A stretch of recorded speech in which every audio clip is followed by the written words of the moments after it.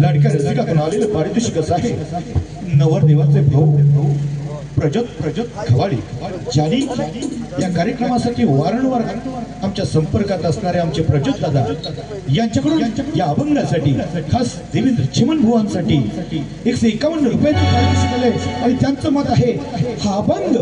पुन्हा एकदा रंगमंचावर येऊन सादर व्हावा म्हणजे